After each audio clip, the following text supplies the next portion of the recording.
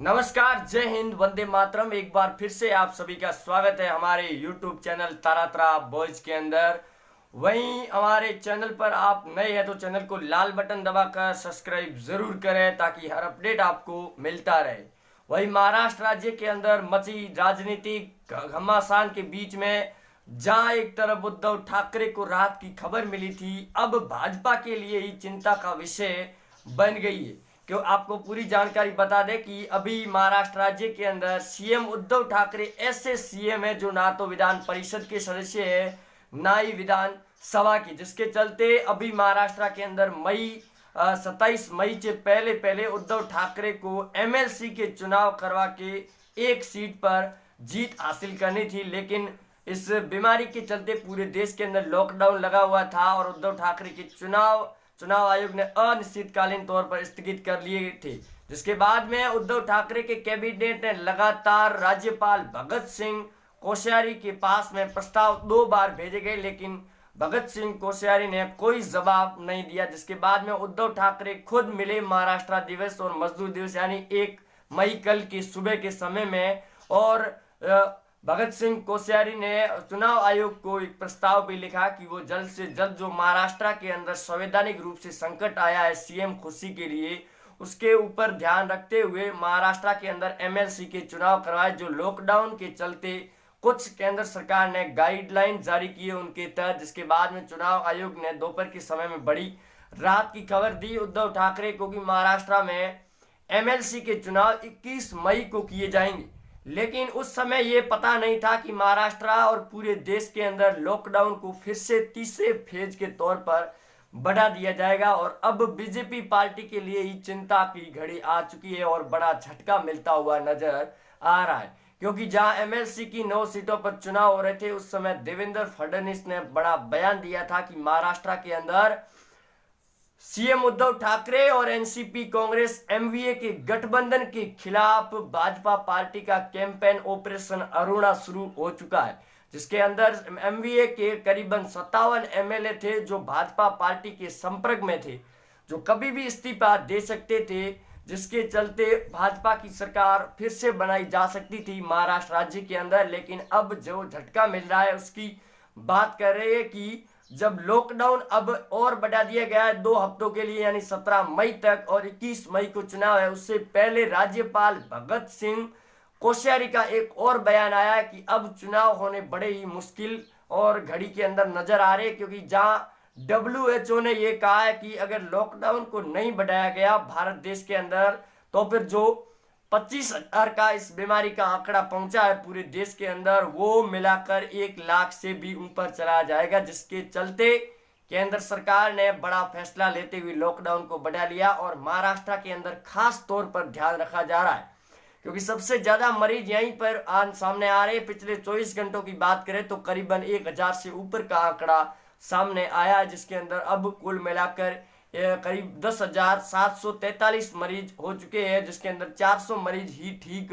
हो पाए हैं, बाकी वाले अभी भी बीमारी से जूझ रहे हैं। लेकिन अब एमएलसी के चुनाव करवाने बड़ी मुश्किल तौर पर नजर आ रही है, जहां उद्धव ठाकरे को राज्यपाल भगत सिंह कोश्यारी ने मनोनीत करने के लिए बातचीत और बैठक भी बुलाई है कि राज्यपाल भगत सिंह कोश्यारी और उद्धव ठाकरे को एमएलसी का सदस्य मनोनीत करते हुए नजर आएंगे और भाजपा के पूर्व सीएम देवेंद्र फडणवीस का जो ऑपरेशन था वो पूरी तरह से फ्लॉप होता हुआ नजर आ रहा है। वहीं आपके क्षेत्र में भी किस प्रकार की हलचल मची हुई है राजनीति को लेकर, आप हमें कमेंट बॉक्स के अंदर जरूर शेयर करें और जय महाराष्ट्र जरूर लिखें अगर आप अभी तक शिवसेना की ही सरकार महाराष्ट्र के अंदर देखना चाह रही है। वहीं दूसरी बड़ी खबर की बात करें तो राजधानी दिल्ली से सामने आ रही है और केंद्रीय गृह मंत्रालय सरकार ने बड़ा फैसला ले लिया है मजदूरों और प्रवासियों को लेकर। जो स्पेशल ट्रेनें चलाई जा रही है, जो लोग दिल्ली, महाराष्ट्र, यूपी, बिहार, मध्य प्रदेश, गुजरात अलग अलग राज्यों के अंदर फंसे हुए हैं, उनके लिए स्पेशल ट्रेन सैनिटाइज और स्कैनिंग करने के बाद लोगों और प्रवासियों को उनके गृह जिले और राज्यों के अंदर पहुंचाया जा रहा है। जिसके तौर पर कई राज्यों ने ट्रेन चलाने की मांग की थी, लेकिन केंद्र सरकार ने उनकी मांग को मानते हुए ट्रेनें शुरू कर दी और आज करीबन कई मजदूर और प्रवासी लोग अपने घर भी पहुंच चुके हैं, जो केंद्र सरकार का धन्यवाद भी कर रही है। तीसरी बड़ी खबर की बात करें तो वो खबर सामने ये आ रही है महाराष्ट्र राज्य से कि राज्यपाल भगत सिंह कोश्यारी ने उद्धव ठाकरे को बुलाने बैठक बुलाई है, और बैठक के अंदर साफ तौर पर जाहिर हो सकता है कि उद्धव ठाकरे को एमएलसी का सदस्य मनोनीत करेंगे, क्योंकि उद्धव ठाकरे ने पीएम मोदी से फोन पर बातचीत भी की थी कि जो महाराष्ट्र के अंदर उलटफेर मचा हुआ है इसको लेकर जनता के बीच में गलत संदेश जाएगा, जिसके मद्देनजर रखते हुए राज्यपाल भगत सिंह कोश्यारी अभी तक कोई जो प्रस्ताव भेजे गए हैं उन पर स्टेटमेंट नहीं दे रही। जिसके बाद में पीएम मोदी ने उन्हें आश्वासन दिया था कि वो अभी हाल ही में इसी जानकारी लेते हैं और उसके बाद में कोई बड़ा फैसला होगा। उसके बाद में तुरंत चुनाव आयोग ने 21 मई की घोषणा कर दी, और अभी भी लॉकडाउन 3 फेज के अंदर पहुंच चुका है। इस बीमारी का प्रकोप है, जिसके चलते WHO ने यह भी कहा था कि इसके चलते अगर लॉकडाउन को नहीं बढ़ाया गया तो फिर हालात और भी बढ़ जाएंगे, जिसके तौर पर केंद्र सरकार ने इसे बढ़ा दिया। तो चौथी बड़ी खबर की बात करें तो अभी सामने निकलकर ये आ रही है कि दिल्ली की जो निजामुद्दीन मरकज और मौलाना साद थे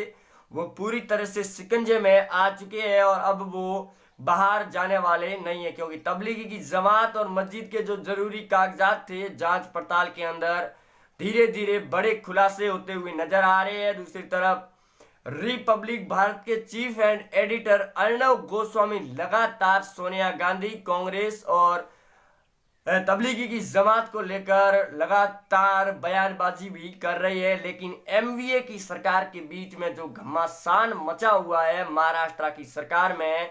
जिसके चलते अजीत पवार और शरद पवार का बयान ये भी सामने आया है कि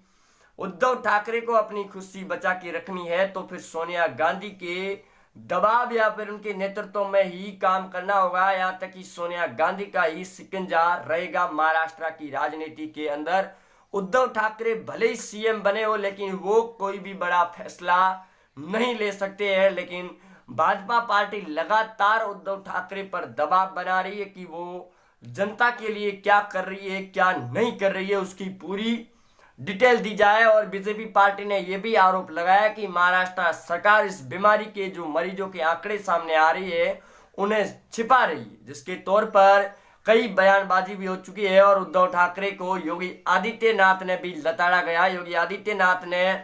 सीएम उद्धव ठाकरे से कहा कि आपके जो मजदूर और प्रवासी लोग उत्तर प्रदेश के अंदर फंसे हुए हैं उनके लिए जल्द से जल्द व्यवस्था की जाए। और जिस प्रकार से खबर सामने आ रही है महाराष्ट्र से कि उद्धव ठाकरे की सरकार जो मजदूर वहां महाराष्ट्र के अंदर फंसे हुए हैं उनके लिए कोई सहायता नहीं कर रही है, क्योंकि पिछले दिनों की बात करें तो बांद्रा स्टेशन पर भीड़ एकदम इकट्ठी हो चुकी थी, जो पहला फेज खत्म होने वाला था लॉकडाउन का, लेकिन अब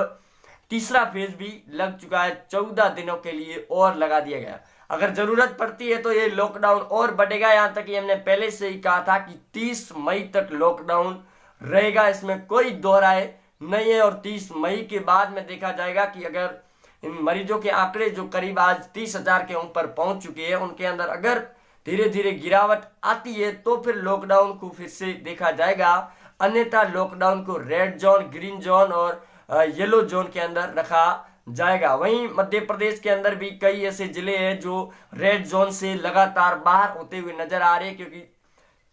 इंदौर के अंदर जो लगातार मरीजों की संख्या बढ़ रही थी उसको अगर मद्देनजर देखें तो अब वहां पर ग्रीन जोन लगा दिया गया है, जो रेड जोन से खत्म होता हुआ नजर आ रहा है कि वहां की स्थिति बड़ी अब धीरे धीरे कंट्रोल में बताई जा रही है। लेकिन महाराष्ट्र को पूरे रेड जोन के अंदर रखा गया। यहाँ तक कि राजस्थान के जो हॉटस्पॉट जिले थे उन्हें रेड जोन के अंदर रखा गया, जिसके अंदर करीब 8 जिले हैं और बाकी वाले सभी जिले येलो जोन के अंदर रखे गए हैं, जो पूरी तरह से कोई भी वहां पर एक भी अभी तक मरीज सामने नहीं आया, जो राहत की खबर है। इसके चलते अब मध्य प्रदेश, पंजाब के अंदर भी काफी ज्यादा हड़कंप भी मचा हुआ है। लेकिन लॉकडाउन 3 को लेकर पुलिस प्रशासन पूरी तरह से सख्ती बरतता हुआ नजर आ रहा है। और कल शुक्रवार के दिन रमजान की जुम्मे की नमाज अदा करने के लिए कई ऐसे लोग थे जो पहुंच चुके थे मस्जिदों के अंदर, और पुलिस प्रशासन ने ड्रोन कैमरों से निगरानी रखते हुए उन लोगों को पकड़ा और उनके ऊपर लाठी प्रशासन भी शुरू किया ताकि वो घरों के अंदर रहे, क्योंकि मुस्लिम धर्मगुरुओं और जिस देश यूएसई से इस इस्लाम की शुरुआत हुई थी और जामा मस्जिद बनी हुई है यूएसई के अंदर, वहां पर भी लॉकडाउन के तौर पर नोटिस लगा दिया गया है। और वहां के सऊदी अरब अमीरात के मुस्लिम धर्मगुरुओं ने भी कहा है कि लोग घरों के अंदर ही नमाज अदा करें, रमजान की नमाज और जुमे की नमाज को, लेकिन लोग नहीं मान रहे, जिसके तौर पर पुलिस प्रशासन ड्रोन कैमरों से निगरानी रख के उनके ऊपर कड़ी कार्रवाई भी कर रही है। वहीं आप जुड़े रहे हमारे साथ में, चैनल को सब्सक्राइब कर दे। मिलते हैं अगले अपडेट के साथ में, तब तक के लिए जय हिंद, वंदे मातरम, धन्यवाद, जय हिंद।